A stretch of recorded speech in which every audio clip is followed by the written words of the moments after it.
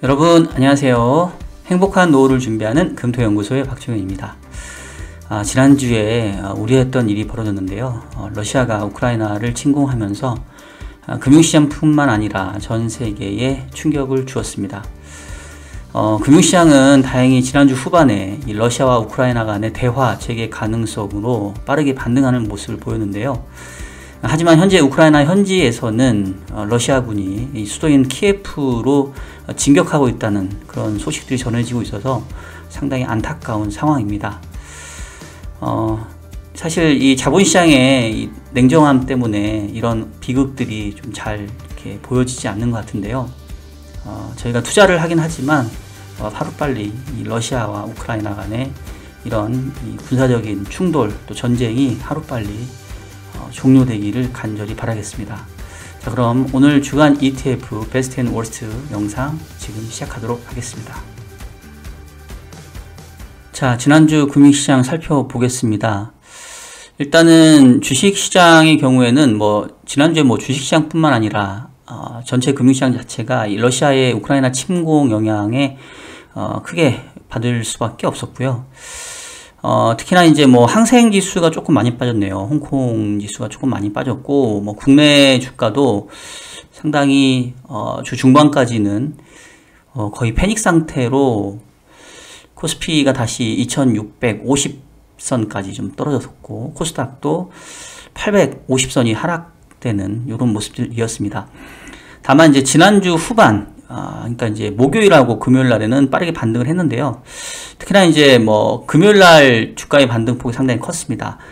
보시는 것처럼 다우가 엄청나게 급등을 해서 2.5% 올랐고, 나스닥이 또 1.6%, S&P도 거의 2.2% 정도 올랐는데, 지금 이제 러시아가 이제 우크라이나 쪽에 이 대화의 가능성을 이제 제시한 거죠. 근데 사실 대화라기보다는 우크라이나군이 이제 무기를 내려놓으면 대화를 하겠다. 이거 이제 항복하라는 얘기잖아요.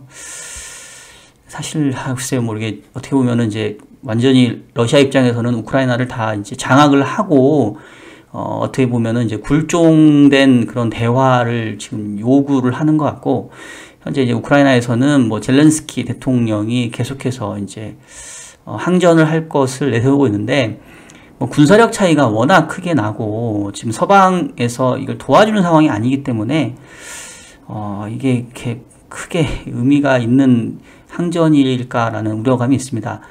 미국 입장에서는 지금 현재 상황에서는 그 전쟁을 치를 수 있는 상황이 아니기 때문에 미국이 군인을 투입할 경우에는 이제 3차 대전으로 번질 수 있다 해서 군사적인 개입에 대해서는 지금 선을 그어놓은 상황이고요.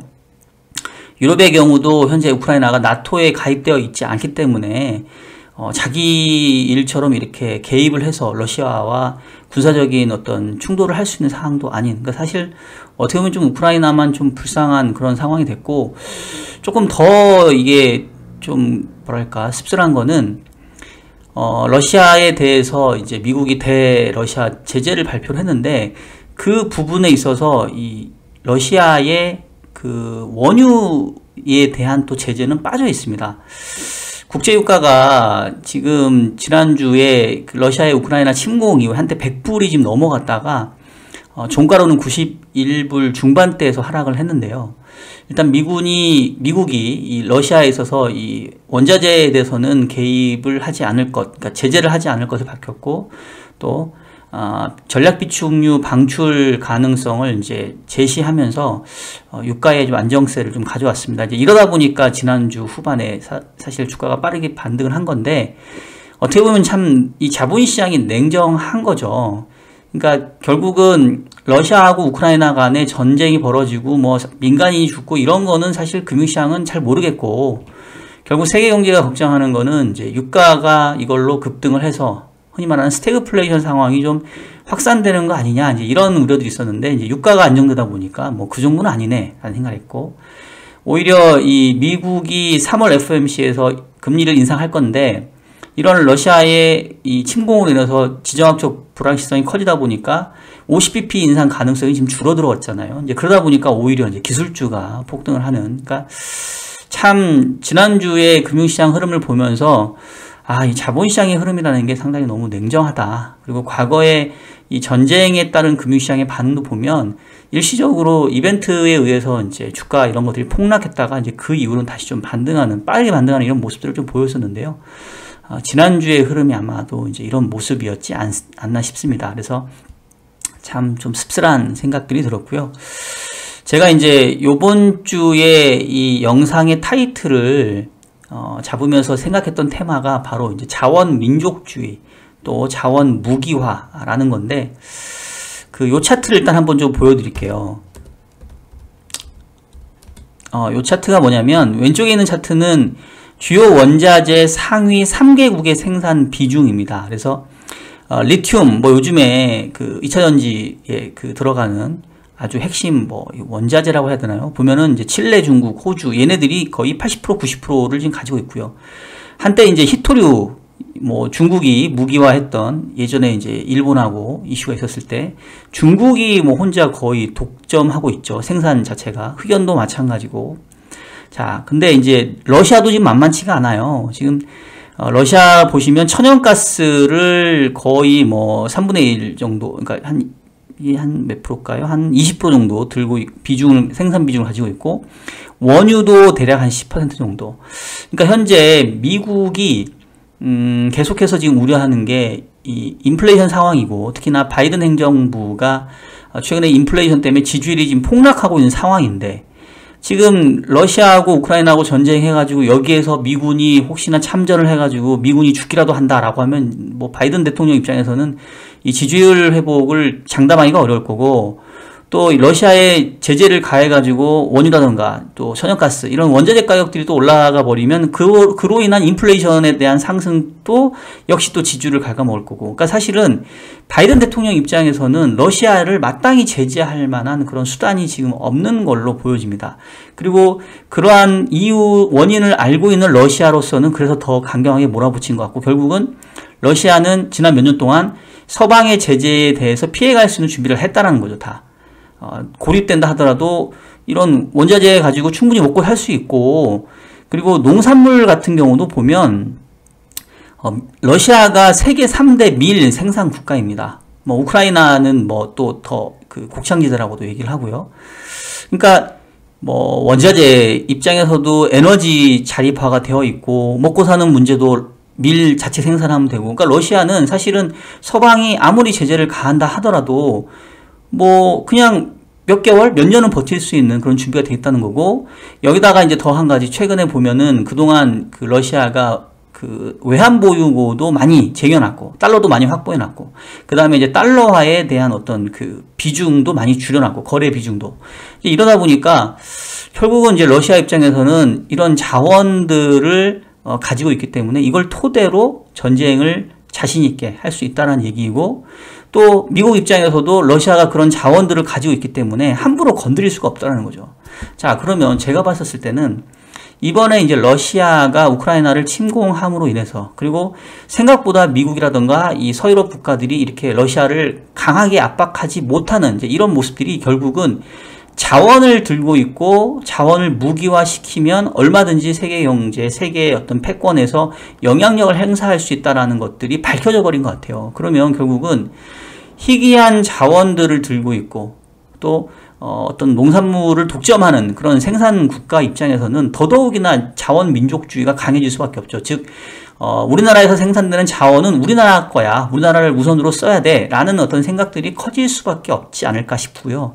이게 결국은 자원 민족주의가 자원 무기화로 확산이 되게 되면 전반적으로 지금 글로벌리 인플레이션이 나타나는 이유 중에 하나가 공급망의 병목 현상도 있고 임금 상승도 있지만 결국은 이 원자재 가격 상승도 기인하지 않겠어요. 근데 이렇게 자원이 무기화되면 원자재가 예전처럼 이렇게 잘 통용을 안 할 거 아니에요. 그럼 훨씬 더 기본적으로 이제 이 원자재를 수입하고 농산물을 수입하는 국가 입장에서 수입 단가가 높아지기 때문에 이런 것들이 결과적으로 봤었을 때는 인플레이션 압력도 생각보다 계속 장기적으로 이렇게 끌고 가는 이슈가 되지 않겠느냐, 이제 저는 좀 그런 우려들이 좀 들었습니다.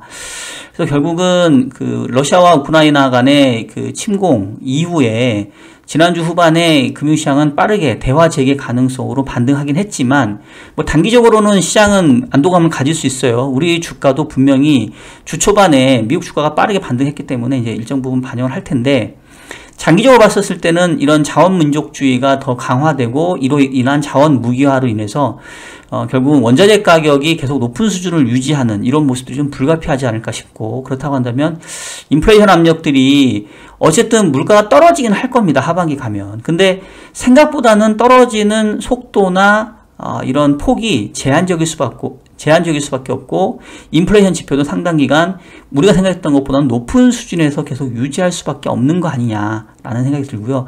그렇다고 한다면 결국은 당장은 이 지정학적 불확실성 때문에 통화긴축의 속도가 지금은 조금 더딘 것처럼 이렇게 느껴질 수 있지만 결과적으로는 물가를 잡기 위해서 계속해서 이 통화긴축이 진행될 수밖에 없는 그런 상황이 되지 않겠느냐라는 부분이 좀 우려가 되고요. 지난주에 이제 미국 금리도 보면은 뭐 다시 2년짜리 금리가 좀 빠르게 반등을 했습니다. 결국은 뭐 3월 달에 FOMC가 25bp 인상에 그치겠지만 결과론적으로는 뭐 올해 연내 한 6번 정도의 금리 인상은 불가피하지 않겠냐, 이제 이런 부분들이 계속 좀 반영이 되고 있는 것 같고요. 다만 이제 10년짜리 장기 금리는 이제 경기에 대한 둔화 우려들이 조금씩 반영이 되는 것 같아요. 지금 2%를 넘어갔다가 지금 다시 좀 내려오는, 그러니까 결국은 경기 여건 측면에서는 이런 이 원자재발 인플레이션이 이른바 스태그플레이션 환경을 좀 나타낼 수 있기 때문에 미래 경기적인 측면에서는 결국 장기 쪽 금리를 계속 조금 눌러앉는 이런 모습인 것 같고요. 결과적으로는 장단기 금리 차가 빠르게 좁혀지는 모습이 나타나겠죠. 지금 2년짜리가 1.5%, 10년짜리는 1.9%여가지고 한 30bp 정도밖에 안 남았는데, 미국이 올해 계속 금리 인상을 현재로서는 남은 FOMC 동안 계속 진행할 가능성이 크기 때문에 이제 기준금리 인상이 진행이 되면서 2년짜리 금리가 계속해서 꾸역꾸역 올라올 텐데, 10년짜리 금리가 그 이상 올라가지 못하는 경기에 대한 우려 때문에, 그렇다고 한다면 뭐 빠르면 연내, 늦으면 내년도 초에 갔었을 때는 2년과 10년짜리의 금리 차가 이제 역전이 되는 상황도 빠르게 전개될 수 있지 않겠냐, 이제 이런 우려들을 저는 조금 하고 있는 상황입니다. 국내 금리의 경우에는 지난주에 다소 조금 하락하는 모습들이었는데요. 일단은 뭐 아직 그 지난주 후반의 모습들이 좀 반영이 안 된 부분이 있기 때문에 지금 뭐 국내 금리가 하락세로 전환이 됐다 뭐 이렇게 얘기하기는 조금 이른 감이 있는 것 같고, 다만 이제 지난주에 의미가 있었던 거는 여러분 아시는 것처럼 한국은행에 2월 금통위가 있었는데 의외로 만장일치의 기준금리 동결을 했어요. 사실은 저는 이제 금리는 동결하지만 1명 내지는 2명 정도의 소수 의견이 나올 거라는 생각을 했었는데, 일단은 이주열 총재의 마지막 금통위이기도 했고, 그리고 이 러시아와 우크라이나 간의 전쟁이 지금 시작됐기 때문에 아마 이제 좀 지켜볼 수밖에 없는 이런 그 변수도 작용을 한 것 같습니다. 자, 지난주 금통위에서 사실 우리가 좀 짚고 넘어가야 될 부분들이 하나 있는데, 만장일치 동결도 있었지만 이제 정책 방향 문구에서 조금 미세한 변화가 있었습니다. 그 지난 1월달 금통에서는 향후 통화정책 방향에 있어서 코로나19의 전개 상황 및 성장 물가 흐름의 변화, 금융 불균형 누적 위험, 기준금리 인상의 파급 효과, 주요국 통화정책 변화 등을 면밀히 점검해 가면서 판단해 나갈 것이다. 이 완화 정도의 추가 조정 시기, 그러니까 기준금리를 추가로 올리는 시기를 이제 이런 것들을 고려하겠다라고 말씀드렸는데, 요번 금통위 그 통방문에서 바뀐 게 뭐냐면 순서가 바뀌었어요.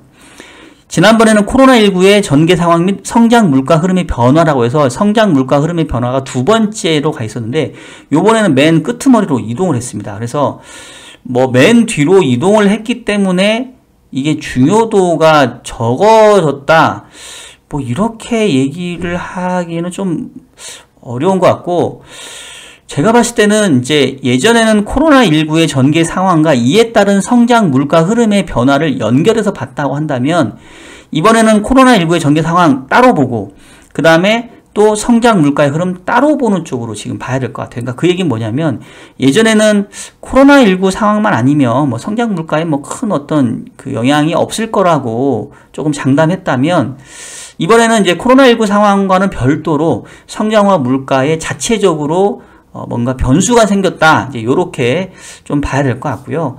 그러면서 이제 2월 금통위에서 끝나고 이제 수정 경제 전망을 발표를 했죠. 한국은행이 분기 중간 달에는 수정 경제 전망을 발표를 합니다. 그래서 지난 11월 달에 이어서 이번에 2월에도 발표를 했는데, 일단은 이제 눈에 띄는 거는 성장률은 3% 계속 유지를 했어요. 근데 물가 상승률을 무려 2.0에서 3.1%로 대폭 상향 조정을 했습니다. 최근에 물가가 이미 3.6% 1월 물가가 기록을 했기 때문에 이제 현실 반영을 할 수 있겠는데, 저도 내심 2% 후반 정도 예측하지 않겠냐 싶었는데 3% 초반까지 쫙 올려버렸었고요.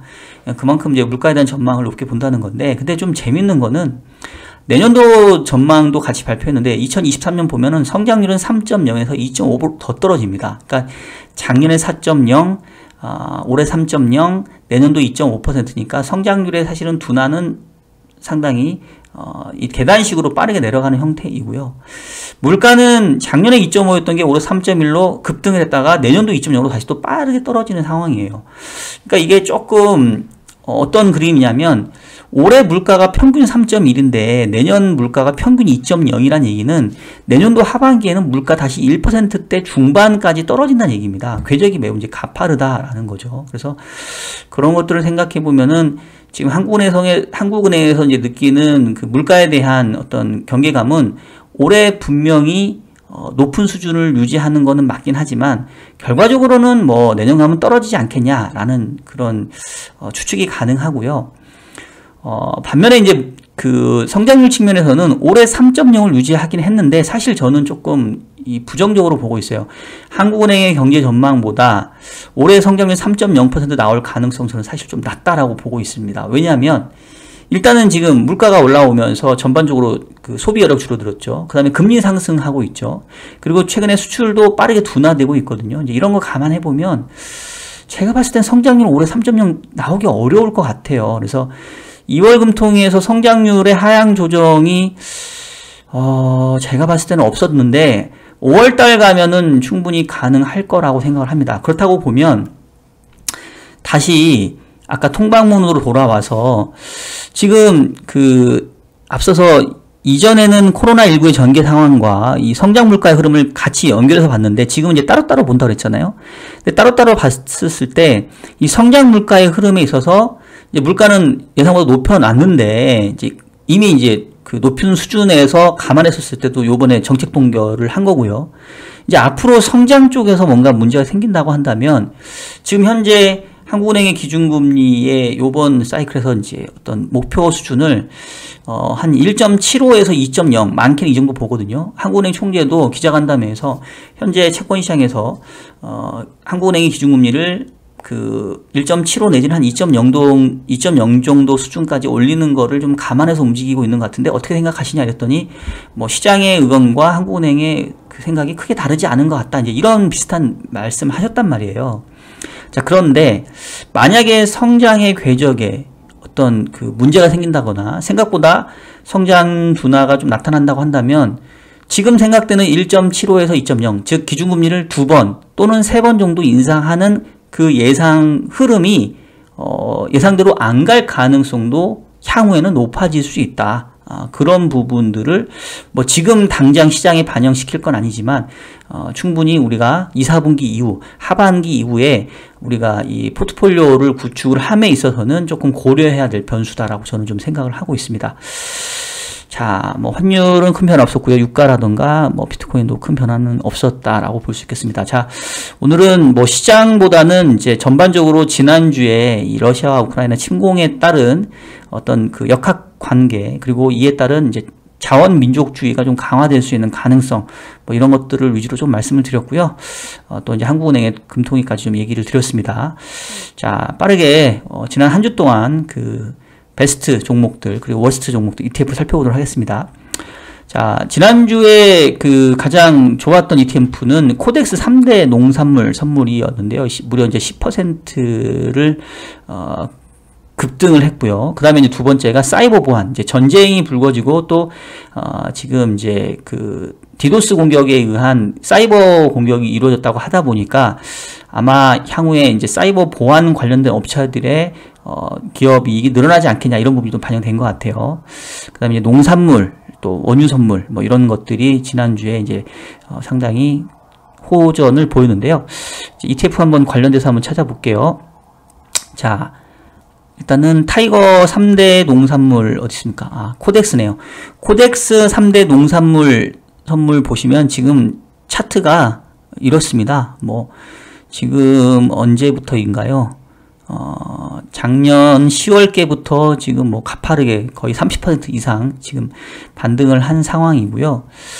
이 코덱스 3대 농산물은 지금 시카고 상품거래소 CBOT에 상장된 옥수수 선물, 콩 선물, 밀 선물 가격이 연동이 되어 있어요.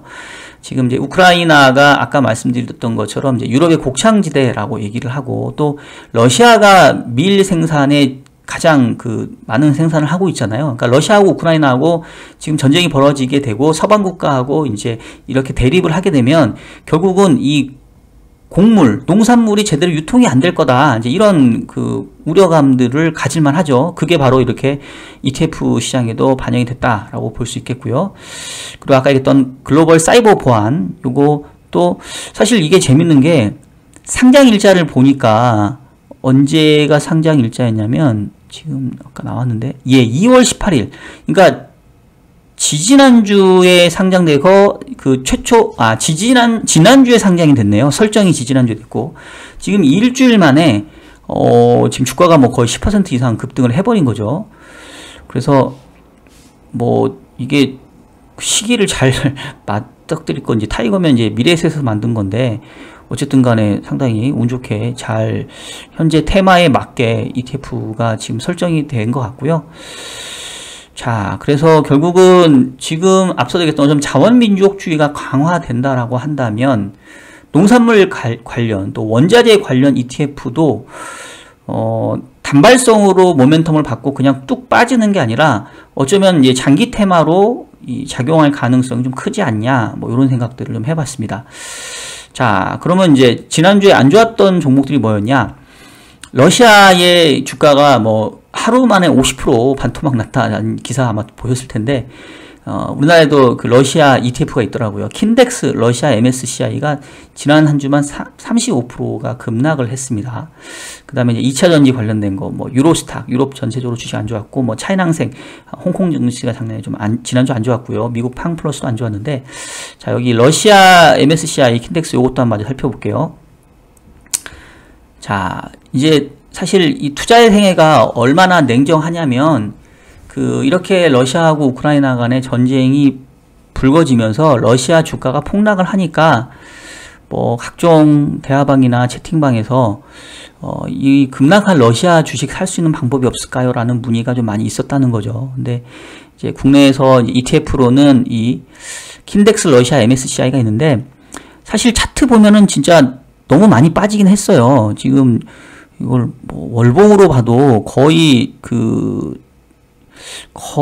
지금 몇 년의 최저치인가요? 거의 상장 이후의 최저치 정도 수준인 것 같아요. 지금 한때 38,000원 갔던 게 지금 19,000원이니까 정확히 50% 반토막이 지금 난 상황입니다. 그래서 정말 투자의 생애가 냉정하긴 한데 만약에 이 러시아와 우크라이나 간의 전쟁이 러시아가 압승을 하는 형태로 빨리 끝나버리고 생각보다 미국이나 서방이 러시아가 가지고 있는 천연가스에 대한 또 원유에 대한 어떤 중요성 때문에 제재를 잘 못한다라고 하면 결국 러시아 경제가 그렇게 타격을 안 받을 거 아니에요.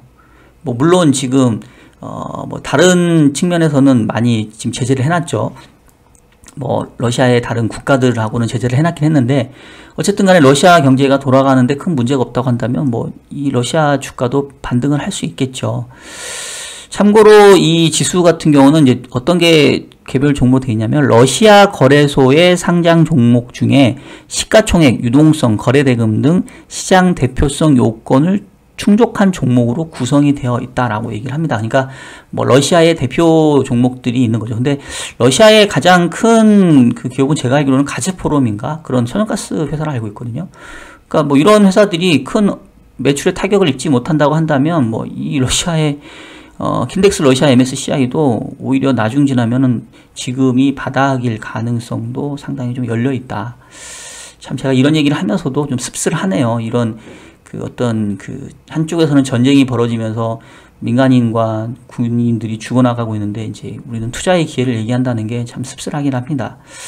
자, 이 정도로 해서 지난주에 ETF 베스트 앤 워스트 종목까지 살펴드렸고요. 마지막으로 다음 주 우리가 눈여겨봐야 될 이벤트까지 한번 보도록 하겠습니다.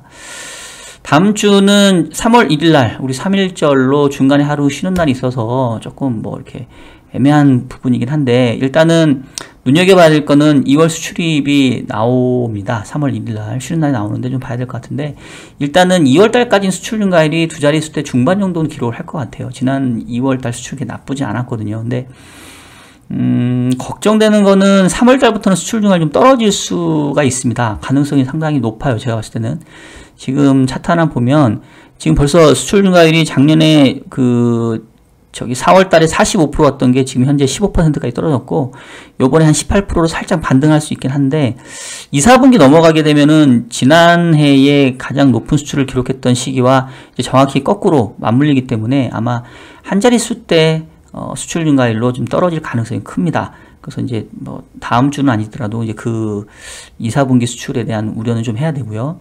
그다음에 뭐 차이신 제조 PMI 좀 나오고 뭐 이런 게 있는데, 다음 주에 호주하고 캐나다의 금리 결정 회의가 있습니다. 호주는 지금 0.5로 동결 예상이고요.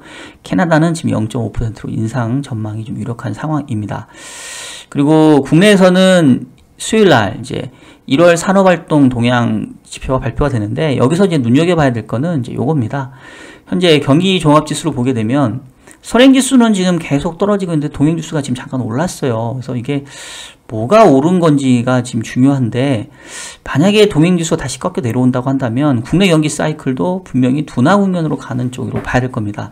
근데 앞서 얘기했던 것처럼 지금 2분기부터 수출 증가율이 빠르게 둔화될 거기 때문에 저는 동행지수가 지금 상승하는 흐름이 선행지수를 끌어올린다기보다는 선행지수가 계속 떨어지고 있는 모습이 사후적으로 동행지수도 끌어내리는 형태로 작용하지 않을까. 결국 국내 경제가 지난해 한 4, 4분기 정도를 정점으로 이제 약간 이 둔화 사이클로 좀 들어가고 있는 초입기가 아닌가, 이런 생각이 들고요.